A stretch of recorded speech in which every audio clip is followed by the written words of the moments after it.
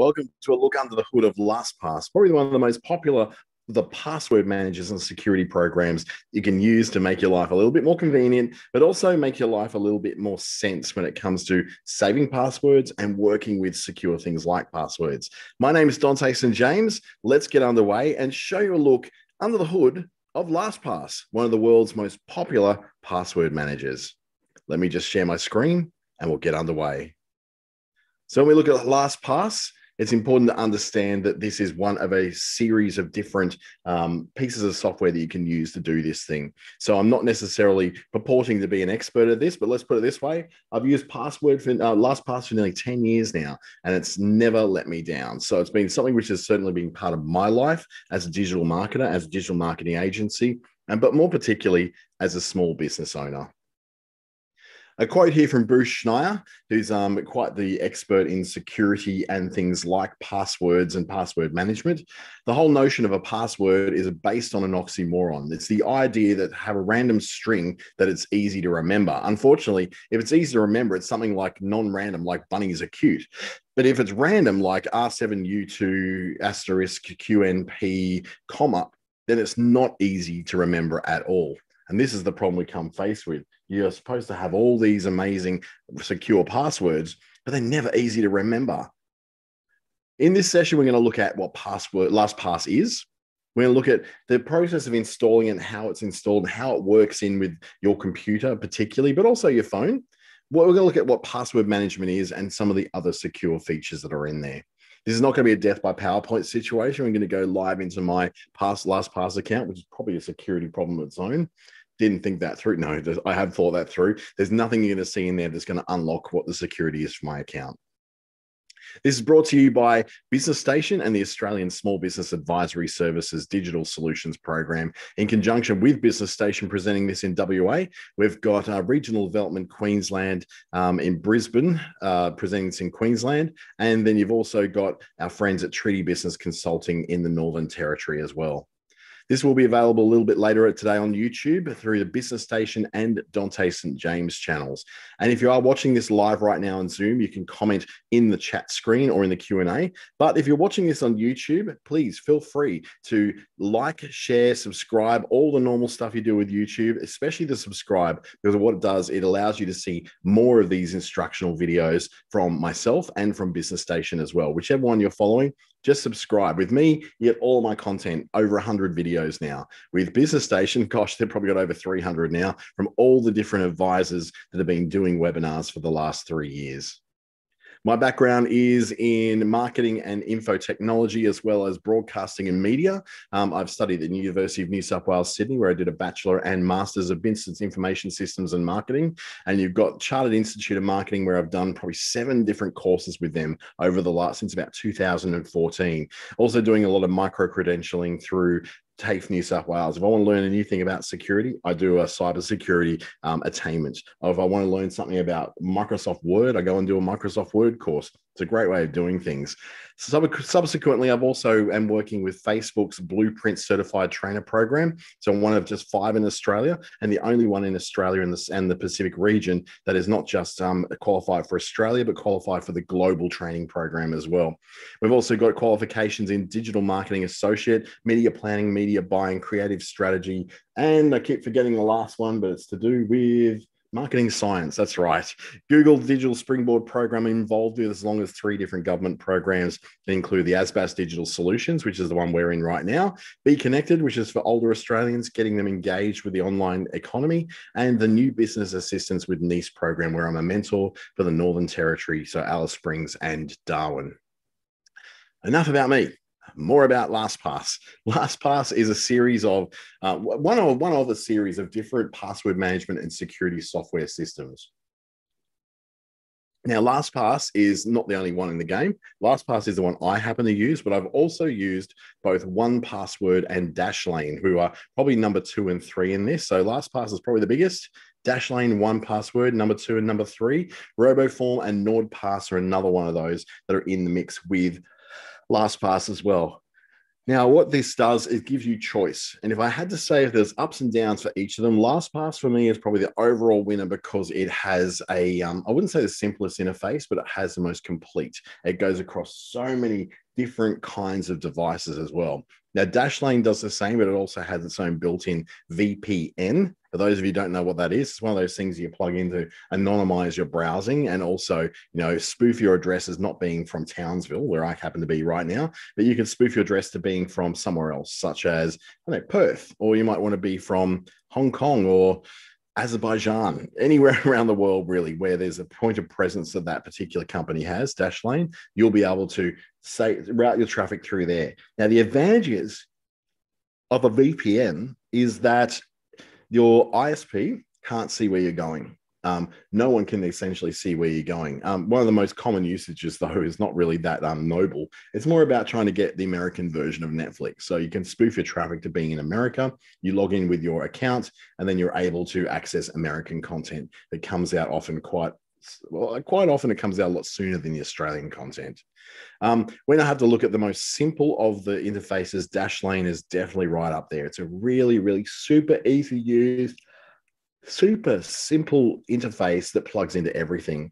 1Password, a little more complicated. NordPass, quite simple as well. And RoboForm is one of the simplest of all, but it doesn't have a lot of features. Now, LastPass does a few things.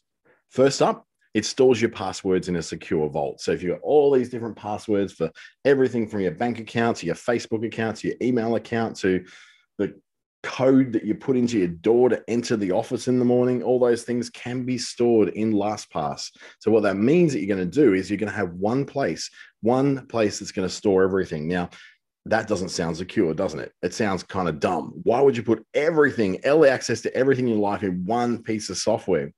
It's because that one piece of software comes with what we call the last password, hence the name, last password you'll ever need to remember. It's one password that you will remember that's quite secure and that you've made sure you do remember, that you're then able to then get access through that to every other password you've got. Now, what that does, it opens you up to the possibility of having more secure passwords everywhere. I use either 12, 16, 32, or 64 character passwords across everything I do. Now, why do I have that stupid amount of password? Because it's just harder for anything to crack it. It's harder for anything to break into it. You have 64 characters. It will take literally about 100,000 years for the most powerful computer around today to be able to crack that password. That's okay. They can crack it in 100,000 years. I won't be around to see it. So what the idea is that you're creating a ton of unguessable passwords for your logins everywhere that you don't have to remember. LastPass remembers it for you. So it prompts you then also to consider making better, more secure passwords. If your granddaughter's name is Brooke and she was born in March 2000 and your password's all Brooke and it's 0300, that's the worst password you could possibly have, because anyone can tell when your granddaughter was born. They can know what the name is and then put that together. It's one of the most common things we do, along with names of dogs. How many people name their passwords and their username access after their dogs? And their dogs are all over Instagram, all over Facebook. Anything that you have that's in a password that can be guessed by basically looking at your life online means that it's easily hackable. And this is what happens with so many people who have the same really easily remembered, easily hackable password across everything they do. They're the people who get hacked. And then, of course, it's everyone else's fault. Oh, it's the computer's fault. It's the internet's fault. It's the hacker's fault. That's your fault. If you get hacked, it is your fault. 100%. There's no one else's fault if you get hacked. It's all because you have very poor password hygiene or very poor security hygiene. That just means you haven't regularly changed your passwords. You've got one password that you get into everything with. The same password, Brooke 0003. Brooke 0003 over there. Everything, bank, email, Instagram, Pinterest, everything you have is that one password, right? It's the one you can remember or the one you write down in your little book at home. The problem with this is, though, that anybody can break in your house and not have access to everything in your house, but also have access to everything online as well. So LastPass actually has a secure password generator that you're able to use to create more secure passwords. In most cases, I create my passwords with 64 characters, which is usually the maximum. It's a little bit warm in this room where I am. Sorry, so it's I'm just having to drink a lot of water. Maybe turn down that temperature just a little bit so we can get a bit of a temperature going in this room. But what it generally means is that you're able to set extremely secure passwords that no one's going to guess. And then you go, well, how will I remember them? Well, you don't. LastPass does it for you. And once we get into showing you the demo of how that works, it'll make complete sense to you. It also allows you to store things like credit card details, ID, access keys. I've got copies of my passport in there, my driver's license. So I've always got access to that stuff when everyone needs me to send it as a form of identification online to show them this is who I am and here's my ID to prove it. It also creates a two-factor authentication app on your phone, which allows you to, those things where they're saying, hey, we'll send you a code to your phone so you can unlock this. And it's either like through SMS or they'll send it through an Authenticator app. That's the most secure way to do it beyond SMS is the Authenticator app. And what it allows you to do is have a very secure 6-digit code sent through that only lasts 60 seconds and gives you a chance to put that in so it actually secures you. And then no one else can use that code because it refreshes every 60 seconds. So to have that kind of feature too makes life so much more secure when you're logging into things. Now, one of the things that sets LastPass apart is that it's available on all different kinds of devices. So whether you're running a Windows computer, a Mac, or a Linux computer or even a Chromebook, it runs on all those different kinds of computers. But then conversely, when you go over to a phone, it runs on all those different devices as well. So whether you're running an iPhone, an iPad, you're running a Samsung tablet, a Huawei tablet, a LG phone or a Sony phone, all those different Android and iOS devices all have a LastPass app that's going to make it easy to remember your passwords and at least use those passwords as well. And look, if it just means that you've got this one place where you can very easily go and get the password for that thing to log in, copy it, paste it, it's so much easier to live your life that way than running backwards and forwards to the third drawer down in the kitchen to get that book out that's got all your passwords in it, or trying to set that a really secure password by replacing a 0 with an O, or an O with a 0 or 1 with an L, and you think that's going to be really secure. It's not really. The hackers know all about that stuff too. So ultimately, before we go live under the hood, why would you use a password manager like LastPass? Well, simple convenience. I cannot remember every password for every client that I deal with. Every client has a different set of passwords and usernames that I work with. Even myself, I've got literally about 3,000 different combinations of username and password that I'd have to remember. I got a big brain, but ain't that big. I still need to have some space to be able to operate my life without having to have these passwords living rent-free in my mind. So for convenience, a password manager like LastPass, it just makes a lot of sense. And then there's the security side of it all, especially when it comes to not using repeating passwords everywhere. I used to do this years ago. I used to have this one password that went across everything, and it was one of the worst passwords on the planet. It wasn't admin123 or password123, but it wasn't far off those, I'll tell you that. It was this password that went to everything I did, and it was so easy to guess what it is because it's one of the most common words used in the Western world, and it was terrible. It was just making it so much more difficult for me to go, you know what? If I get hacked with this one password, they're going to guess absolutely everything. Then a little thing called Have You Been Pwned came about. So it's Have I Been PWNED. It's basically an internet speak way of saying, have I been owned? And it's a little website that a guy called Troy Hunt in the Gold Coast of Queensland came up with. And he started collating all the information from the different massive data breaches and hacks that were happening around the world. And he put them all in there and said, here's the information we got from those hacks. I can see this email address. And it had like a database of them. And it said, okay, for this email address, what hacks of this email address been exposed in? And so what he did, he put that up there. I put my email in there and see, okay, if I've been honed. Yep, I had been about 10 different times with different apps, like Under Armour's app through my phone back when I used to be doing a lot of exercise. all sorts of things like that. Facebook hack happened. It would have been like a Netflix hack, I think, happened at some point. There's another one from a credit provider that had also been hacked. My email address and potentially my passwords have been exposed in all these places. So the first thing I had to do was change my email address and password on all these places. I tell you, it was a horrible thing to do, but it did prompt me to look at something like LastPass to finally take care of my password woes, because writing it down on a sheet of paper, putting it on a note on your desktop is not a real way of doing security.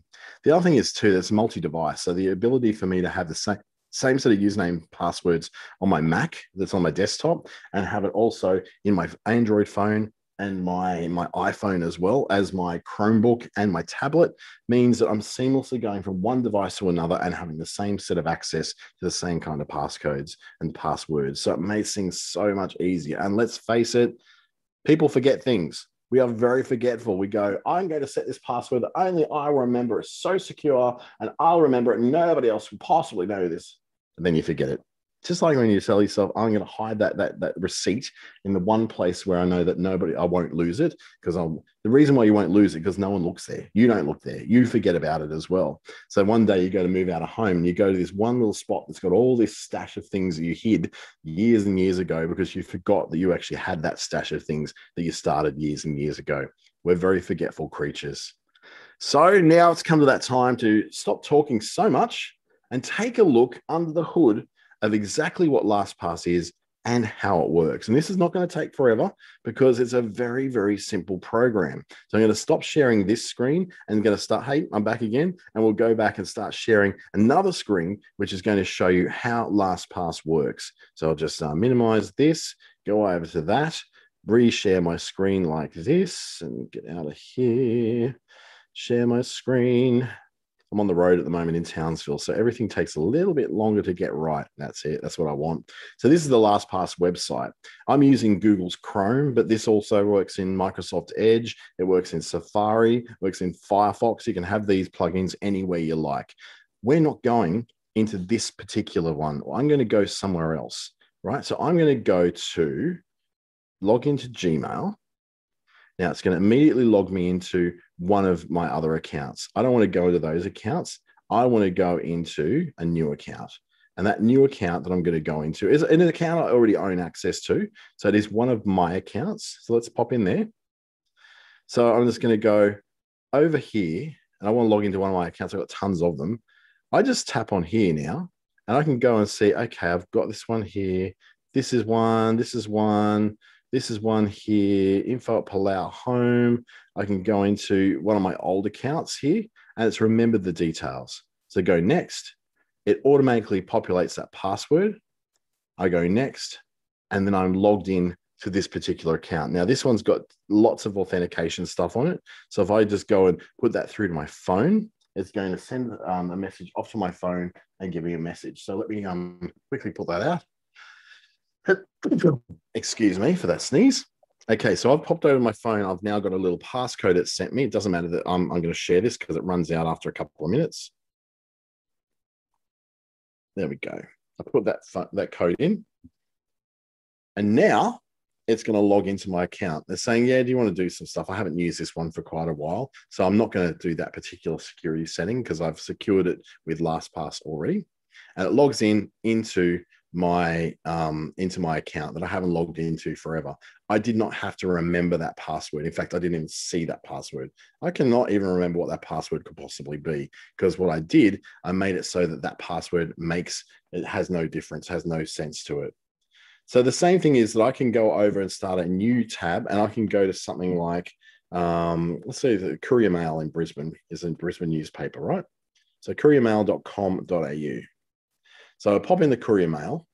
Now, I don't have a login here for it, but I am logged into news.com.au. So I do have a subscription for news.com.au, which means it's from my local paper, the NT News. I've got a subscription to that.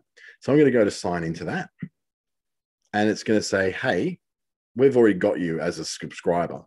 It's already through LastPass filled that in and logged me in. So immediately I go through and I can start reading all these articles, which have got the for subscriber only access to them. I've got now access to all those things. It also gives me access to things like my rewards. So I can go to any of these. I can go to one of the other ones, maybe the Herald Sun in Melbourne. It's probably logged me in now because I've logged into one. No, see, it hasn't logged me in the Herald Sun, but because it's got my login for all these all saved, yep, it's logged me straight in as well. So I've already logged in without having to even think about it. So I'll pop out of there and go back to the password to the LastPass page. The same thing would go if I want to log in here. It will remember my details as well. So I go to log in. It's going to go, hey, you need to log in. It said, okay, here is your login.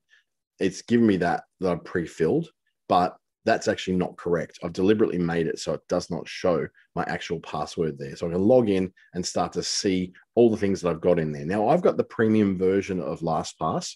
And the only thing that I get that's a bit extra to what you'll get in the free version is I'm able to share my passwords to other people in my organization. So I've got access to particular systems that I want to share with my staff.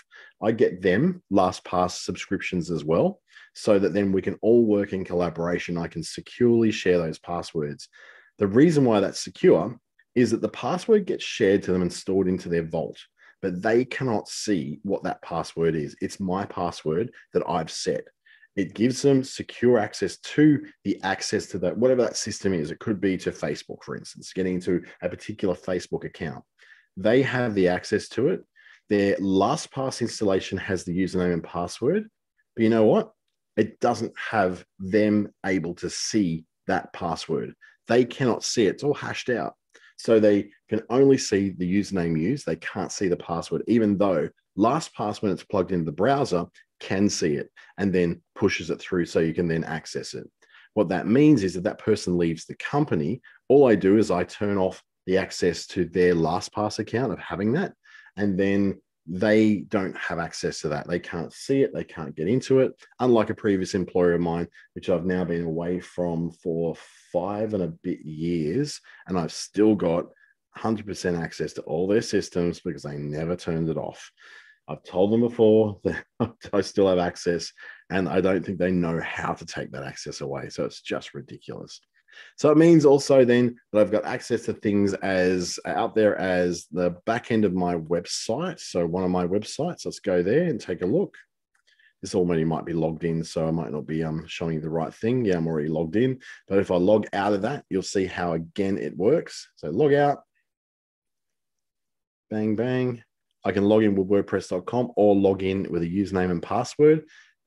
It's already filled that out. But let's just pretend for a moment that those details weren't there and I wanted to log into my account. Now it knows, because it's plugged into my browser, that I'm trying to get into clickstarter.com.au, right? Trying to get into my WordPress site. If I pop up here, it's going to give me a whole lot of details that I've got access to of this site. So I'm going to go, okay, which one am I going to use to get in? Decent James fills in the details, logs me in, and off I go. At no point is that actually visible. I can unlock that because it is my password, and I can then get into my account and then start moving around my WordPress site, doing things like, updates of themes and updates of plugins, which thankfully are all up to date. So that gives you a bit of a picture of how to use something like LastPass out in the wild. It's very, very simple to use once it's installed. You don't really have to do much in the way of ensuring that things are working or ensuring that you have access to a complicated interface or anything like that. All you need to do is that I've got the ability to go in here and look at a different range of passwords that are associated with a certain domain. I can also see that I can access my vault. Now, when you install the browser extension for LastPass, it gives you access to all the options in LastPass that you would normally need within one interface within your browser. So even if I'm not on this site, I'm just going back to this particular email address and going, yeah, I'm going to go from there. I'm going to open this up and then go to open my vault. And in my vault, as it opens up, as I'm already logged into it, it says all the things that I've sort of already categorized my passwords as, but it also lets me then view my passwords, all of them. So if I go, there's tons and tons of passwords. I can look for the passwords that I want to find for DanteStJames.com. And it immediately tells me for DanteSandJames.com, I've got a SlideShare account. I've got a cPanel account. I've got a DanteSandJames.com account. I can work in there and change my password, so I can edit that. And it's not going to show me that password, so don't worry, I'm not going to show you that. But that's where my password is stored. I can change my password in there if I want now, but I can also just access it by copying it. So if I wanted to just, for instance, copy the password, I can just go to launch it and it will launch that site immediately. So it goes in there. Here's the site you want to go to. Yeah. But instead, this site's got a different address, so I need to change that. And that's not going to go, you know what? That's an old record. The password might be right, but the actual site has changed. So I'm going to go back in here, change it, and change that to WP. Oops, just wiped out the wrong thing. To the right location, which is there. And save. And now it's actually going to take me to the correct place. So let's try that again. Going out from my vault, I'm going to go from DanteSandJames.com again.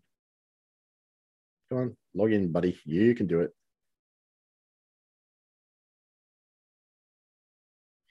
There we go. So I'm going to launch again. This time it's going to take me to the right place. And once I'm in that right place, I'm already logged in. But if I wasn't, let's just say that's logged out. I want to go and do exactly the same thing now that's logged out. Come on, buddy. Log out. You can do it. It'll take a bit longer on this internet today. Sorry about that. Now we're logged out. So I go to launch again. Let's just say I was going in fresh. Wasn't already logged in. Log in. And then I can quickly pick up the login. See, it's showing me a 1 there. It's telling me, hey, I've got a login for this site. Pick it up, dump it in, and log in. And then I go to my site, as happy as I'd be ever. And then I can see, to run things like running my updates. I've got an update ready to run, which I'm just about to run. Let me go Defender Pro. Let's update that. Off I go, and I'm done. Now, the same thing can be for any website I like. It can be for the ntnews.com.au. There's my logins. They're there. I've got 2 of them there because I've had 2 different accounts over different periods of time. They just so happen to match. I've used the same username and password for those 2 times. But let's just say that I want to set up an account with a new site. So let's go to a new site altogether, something I've never been a member of before. So it could be, let's just say it is, what's a service I've never used before? Let's make it a newspaper. You know what? Perth Now. I don't think I've ever used Perth Now as a place to get news from. So I can subscribe to that. So let's see what it's going to let me do. So I don't have a login for this already. I can subscribe to newsletters. Problem is, though, all I'm doing is subscribing to newsletters. I'm not actually setting up an account with them as such or a login. It's just subscribing to newsletters. So that's a bad example. But if there's any sort of service I've never signed up for, maybe direct hotels, because I'm staying in a direct hotel here in Townsville. So they don't really have a login as such that you would do for this. So that's probably no good for me as well. It's actually really hard to find something that I'm not going to log into already in some way, shape, or form. Maybe NRL.com. Okay, so I don't have a login for the NRL.com, but my team, the West Tigers, are playing tomorrow at 5:30. That's good to know that I'll be watching that. So let's have a look. We've got a login here. Okay, let's try and log in here. I don't have a login, but I've got an email address. So I'm going to go, oh, wait a minute. Can't log in because I don't have an account. So I can sign up for an NRL account. So let's go. DanteSandJames@gmail.com. James@gmail.com. Here's all my details. God, this is going to give away a lot of my personal details, isn't it? Now, I'm not going to use a password in there. I'm going to use a fake date of birth. So I'm really young. 2001. Yeah, right. I'm that young. I'm going to be female. My country is going to be Papua New Guinea. I'm not a robot. So what I'm going to do in here for this particular password, and I'm only going to use this very, very briefly and then delete it. So you don't try and get into my account because it'll be all deleted by the time you try to. I want to put in a very secure password. Saying it needs to be 8 characters long. I can do better than that. I'm going to generate a secure password of 64 characters. Look at that. 64 characters it's generated in a combination of uppercase, lowercase, numbers, and symbols. It's got this easy to read, stuff easy to read. I don't need it to be easy to read. I just need it to be secure. So I'm going to copy that, paste it in there. Let's see if they accept 64 characters. They don't always. So it's, yep, it's accepted it. I've got lots of characters in there. Good luck if you tried to read those. You were never going to find it. Sign up, and now I've got it. So I can now, it's going to prompt me. Now I've put that in because you need to save it, to save those details in there. Add and done. And I can go through and select, you know, to go and select my favorite NRL team, state of origin team, sorry, Queensland, national team. I don't really care too much about the national stuff.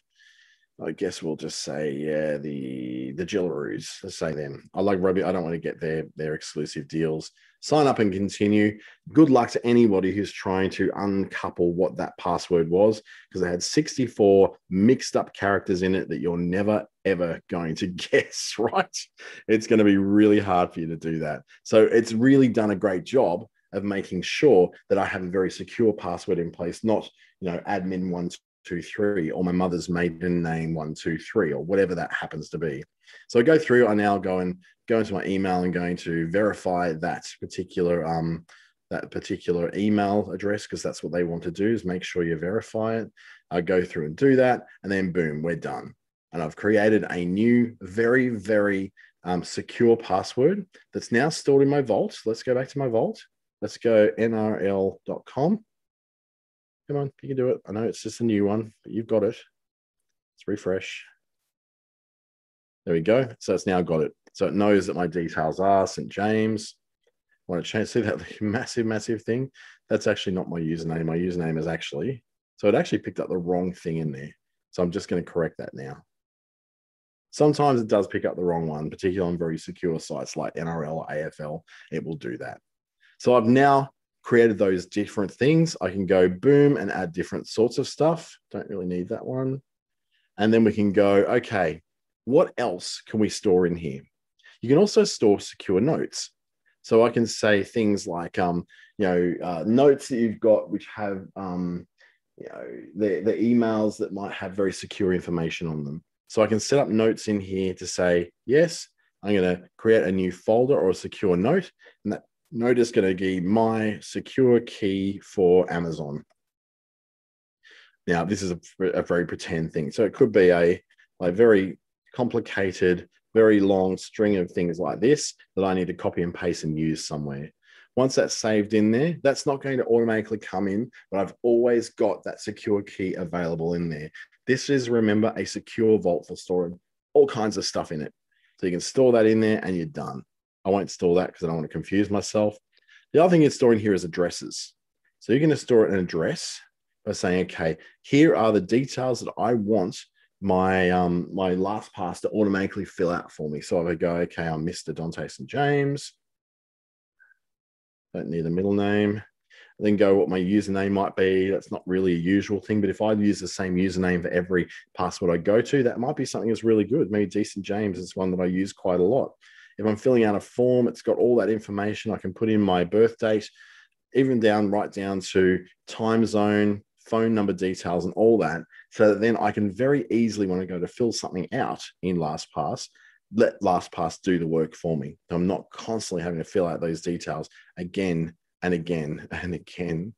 I can also store my credit cards in here. So I don't have any credit cards stored in here because I use Google Pay and Apple Pay for most of my transactions, and that does that already. But let's just say that you wanted to have a particular credit card that you wanted to share with your staff that's being used to pay for certain things. Now, what you want is to not give them necessarily the full numbers of that card or the full details or even the CCV number in there as well.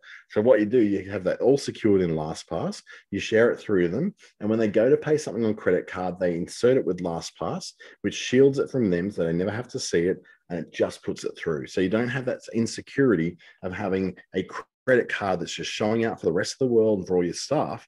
So they're actually able to use the credit card, but not be exposed to what the credit card number and CVV number happens to be. Makes life so much more secure, doesn't it? And the other thing is too, your bank accounts are in here too.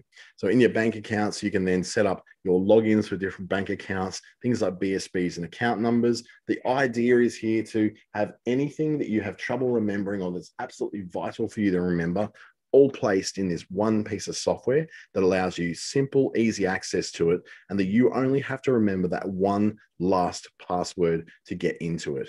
So I can go and send all that. They do also provide training in here and give you tons and tons of support. It's a really secure system and it's really well built. And some of the world's top security experts have actually verified this. They've gone and met with the guys who built this and they said, yep, this thing is solid as concrete. It will not have any problems standing up to hackers. These guys have never been hacked. So that's probably a really great testament to them. The fact they've never been hacked gives you a lot of I guess, security. Now, having all this is great, but let's just say you die and your kids, I know, very morbid way to spin it around. Let's say you die and your kids need access to all your logins to be able to take care of your affairs for you, right? You've got what we call emergency access. Now, I've set up one of my employees to have emergency access to my account through his LastPass account. So after 14 days of him not being able to get in or me not logging in, so let's face it, I've died. I haven't used any access to my stuff. After 14 days, Jack will have access to all my stuff. So that security of that 14 days is really important because it means that it's confirming that I'm not able to be contacted. I'm not able to confirm that I'm alive or dead. So it just seems, okay, after 14 days of no activity, we can say you're dead, but only this guy, only this one person can get access to that. So you can add in your kids, you can add in your parents, you can add in your business partner, you can add in anyone you need to, people you trust that could do this. Now, in this case, Jack has never actually accepted this. So I'm in a bit of an unsafe position here because Jack never actually selected that he's going to be a person who's going to do that. Over here, though, I've got people who trust me. So people who have given me that access in their lives. No one trusts me. That's sad, really. But I've got someone in here that I have. So I'm just waiting for him to accept that. So then he'll do it. Now I can rescind that. I can then just, cancel the invitation, or I can resend it to him as a person who I trust to have vault access to my account if I die.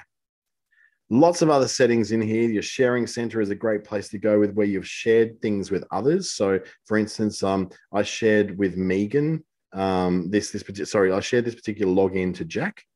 So he's had that before. I've shared this thing with Jack. All sorts of stuff I've shared mainly with Jack because he's my employee at the time and he has access to all those things. Now, he also is not actually a current employee. So really, I should be removing all of these. So bang, cancel the invitation. He doesn't have access to that anymore. Cancel the invitation. Doesn't have access to any of that anymore. And the additional thing it's doing, notice how it doesn't let me select more than one. So it's actually making it so that I can't accidentally delete everything and then just go, oh God, I did the wrong thing. Oops, there's no trash. Let's get rid of all those. And he also doesn't need access to any of these things. Excuse me, sneezing. Again, it's a sneezy kind of day in Townsville today, clearly. And as I delete all those, it takes away those invitations and his access to those particular things. So he's no longer got access to those things, but he's given me access to a whole lot of things, and other clients have given me access to those things as well. So it's a much more secure way of sharing access to things, and rather than just writing down a username and password or putting it in an email and sending it off to someone, not knowing full well whether they're going to get that thing or not, or whether they're going to get it in the correct format. So LastPass under the hood is a very useful thing to use. These are all my logins, so absolutely everything I do. I've got logins for all sorts of stuff, from websites to airlines to bank accounts and all that. Now I can flick through all this. You're not really going to see them all, but as you can see, thousands, 1,784 that are not categorized. That's just the ones that are not categorized. Then there's these ones, and then there's these business ones, and then there's all these ones as well, all the email ones. So I've got lots and lots of access to lots and lots and lots of stuff. And it's all safe and secure in there in a way that I can't mess up. I can get safely into these things through the plugin that gives me access to all these things. So I can use all the items that I've got access to. I can just copy them. Now, this also works in your phone as well. So I've got the LastPass app in my Android phone that does exactly the same thing. This will be a little bit more difficult to show you on screen because it's not something that's very easy to share on screen. But it'll probably appear backwards. But I've got the LastPass app on my phone. And I'm just going to unshare my screen so you can see this. So it's almost the same thing. So I've got the LastPass app on my phone that gives you a look at the things that I've got access to. So I can flick through all those as well and very, very easily move around so that I've got, any sort of access I need to get. So boom, through there, any sort of access I need to get hold of, I've got access to those things. Some of those are very old, the things I don't actually have access to anymore, but they allow me to go into some of these, and then I can either launch that site, I can view the details, show the password, or what I'm probably going to do is copy the password. So I go copy the password and then saves that password into my clipboard. So see, password was copied in my clipboard, and then I can go and paste that password into that particular site that I want to get some access to. Makes a lot of sense, doesn't it? It makes that whole process of saving passwords and having very secure passwords so much more simple. So what's stopping you really with these? Is there a thing that you would stop? Is there something that would make it much more easy for you? Is there something that you would say, if it just had this one extra feature, I'd probably go with it? Well, if that's the case, try and think of it this way. You are not secure right now. You're using passwords that are the same from app to app, site to site, and they're all the same. You get into one, they can then get into anything else you've got as well. There's also, how well is that notebook working for you? Oh, I've had it for 10 years. It's doing fine. Thank you. I don't really need to change. The problem is, house burns down, you lose your passwords, right?